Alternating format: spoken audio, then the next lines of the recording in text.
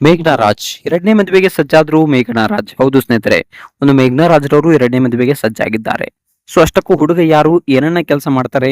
ಮೊಟ್ಟ ಮೊದಲನೇದಾಗಿ ಒಂದು ಎರಡನೇ ಮದುವೆಯನ್ನ ಮೇಘನಾ ರಾಜ್ರವರು ನಾನು ಆಗೋದಿಲ್ಲ ಅನ್ನೋ ಮಾತನ್ನ ಹೇಳಿದ್ರು. ಆದ್ರೆ ಇದ್ದಕ್ಕಿದ್ದ ಹಾಗೆ ಎರಡನೇ ಮದುವೆಯನ್ನ ಆಗೋಕೆ ಯಾಕೆ ಒಪ್ಕೊಂಡ್ರು? ಇದ್ರ ಹಿಂದಿರೋ ಸೀಕ್ರೆಟ್ ಆದ್ರೂ ಏನು?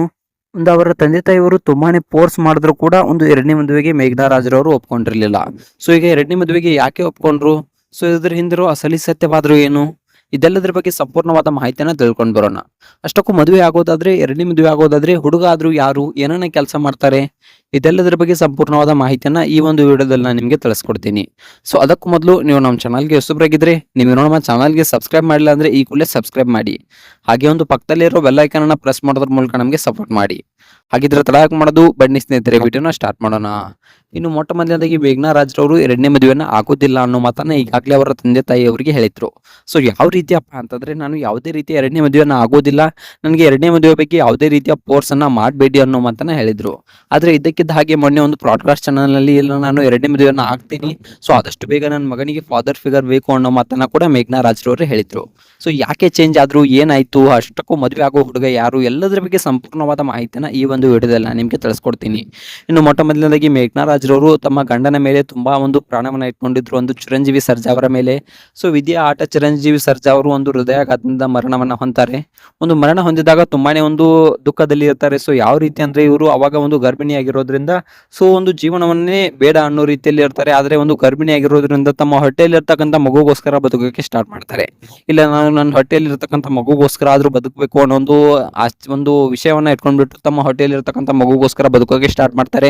ಒಂದು ಅದಾದ ಮೇಲೆ ಹೆರಿಗೆ ಆದ್ಮೇಲೆ ಸೊ ಒಂದು ಗಂಡು ಮಗು ಅಂತ ತಿಳಿದಾಗ, ನನ್ನ ಒಂದು ಚಿರಂಜೀವಿ ಸರ್ಜಾ ನನ್ನ ಪತಿ ಮತ್ತೆ ಹುಟ್ಟಿ ಬಂದ, ಇವನಿಗೋಸ್ಕರ ನಾನು ಜೀವನವನ್ನ ಮಾಡ್ತೀನಿ ಅನ್ನೋ ಮಾತನ್ನ ಹೇಳ್ಬಿಟ್ಟು ಸೊ ತಮ್ಮ ಮಗನಲ್ಲೇ ಎಲ್ಲ ಸರ್ವಸ್ವವನ್ನು ನೋಡ್ತಾ ಒಂದು ಬೆಳಿತಾರೆ. ಸೊ ತುಂಬಾನೇ ಇಷ್ಟಪಟ್ಟು ತಮ್ಮ ಮಗನನ್ನ ಬೆಳೆಸೋಕೆ ಸ್ಟಾರ್ಟ್ ಮಾಡ್ತಾರೆ. ಸೊ ಇಂದಿಗೂ ಕೂಡ ತಮ್ಮ ಮಗನೇ ಅವರಿಗೆ ಸರ್ವಸ್ವ ಅನ್ನೋ ರೀತಿಯಲ್ಲಿ ಒಂದು ಜೀವನವನ್ನ ನಡೆಸ್ಕೊಂಡು ಹೋಗ್ತಾ ಇದ್ದಾರೆ.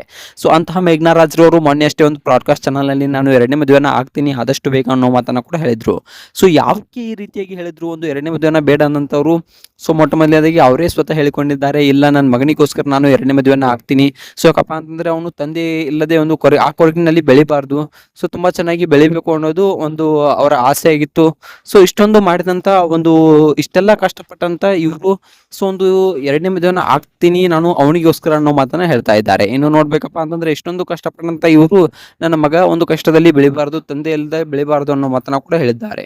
ಸೊ ಯಾಕಪ್ಪ ಅಂತಂದ್ರೆ ಅವನು ಇನ್ನೂ ಚಿಕ್ಕವನು, ಅವನಿಗೆ ತಂದೆಯ ಅವಶ್ಯಕತೆ ತುಂಬಾ ಇದೆ ಅನ್ನೋ ಮಾತನ್ನ ಕೂಡ ಮೇಘನಾ ರಾಜ್ರವರು ಹೇಳಿದ್ದಾರೆ. ಸೊ ನಾನು ಆದಷ್ಟು ಬೇಗ ಎರಡನೇ ಮದುವೆನ ಆಗ್ತೀನಿ ಅನ್ನೋ ಮಾತನ್ನ ಹೇಳಿದ್ದಾರೆ.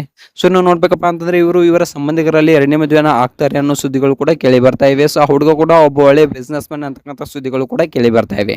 ಸೊ ಮೊಟ್ಟ ಮೊದಲನೇದಾಗಿ ಮೇಘನಾ ರಾಜ್ರವರು ಎರಡನೇ ಮದುವೆನ ಆಗ್ಬಾರ್ದು ಅನ್ನೋದನ್ನ ಕೆಲವೊಂದಿಷ್ಟು ಜನ ಹೇಳಿದ್ರೆ, ಇಲ್ಲ ಎರಡನೇ ಮದುವೆ ಆಗೋದ್ರಲ್ಲಿ ಯಾವುದೇ ತಪ್ಪಿಲ್ಲ, ಎರಡನೇ ಮದುವೆನ ಆಗ್ಲಿ ಅನ್ನೋ ಮಾತನ್ನ ಇನ್ನು ಕೆಲವೊಂದಿಷ್ಟು ಜನ ಹೇಳ್ತಾ ಇದ್ದಾರೆ.